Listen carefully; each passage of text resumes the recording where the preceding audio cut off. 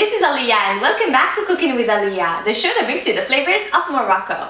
It's orange season here in California and it makes me so happy because it reminds me of Morocco, where we have oranges growing everywhere and they are so sweet and juicy. Because of the beautiful weather here in California, we get so many varieties of oranges. We get blood orange, navel, mandarins, and so many others, even kumquats. Kumquats are those little tiny oranges that you can eat with the skin, and they have this special sour and sweet taste. So today I'm going to show you how to make kumquat marmalade, of course with a Moroccan touch by flavoring it with star anise and orange blossom water. This recipe is so easy to make, I promise, and you are going to love it. So let's start! If you like my recipes, don't forget to subscribe to my YouTube channel. Also check out my Facebook page and website at www.cookingwithalia.com. Kumquats have been called the little gold gems of the citrus family. They are believed to be native to China. It is the only citrus fruit that can be eaten skin and all. The peel is the sweetest part and can be eaten separately. The pulp contains the seed and juice, which is sour. When eaten together, you get a sweet and sour taste which is unlike anything else. The seeds, however, should not be eaten.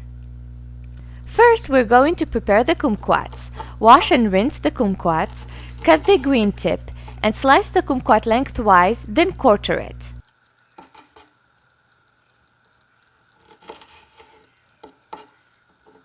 Cut and discard the white membrane in the center and remove the seeds. Kumquat seeds contain pectin, which can be removed by boiling for use in making jams and jellies. Personally, I don't use the seeds and my jam still comes out fine, so no worries. Weigh the kumquats once you prepare them. Here, my kumquats are 271 ounces. You will need exactly the same weight in sugar, or you can reduce it if you prefer your marmalade to be less sweet. Mix the sugar and kumquats together. Squeeze fresh orange juice. For this amount of kumquats, we will need half a cup. Add the orange juice to the kumquats. I'm going to flavor my marmalade with star anise, but feel free to use cinnamon sticks, cardamom seeds, or cloves. Mix well, cover your bowl, and place it in the fridge for at least 12 hours. I prefer to prepare the ingredients the night before so I can cook the marmalade the next morning. Before we cook our marmalade, I'm going to show you how to sterilize your jars. Preheat your oven to 350 Fahrenheit degrees. Wash your jars with hot water and soap, then rinse them with clear water. Place the jars, still wet, on a baking pan and let them dry on the oven for 15 minutes. You should sterilize your jars just before using them. After 12 hours, our kumquats are ready for the next step. You will notice that the kumquat skin has softened.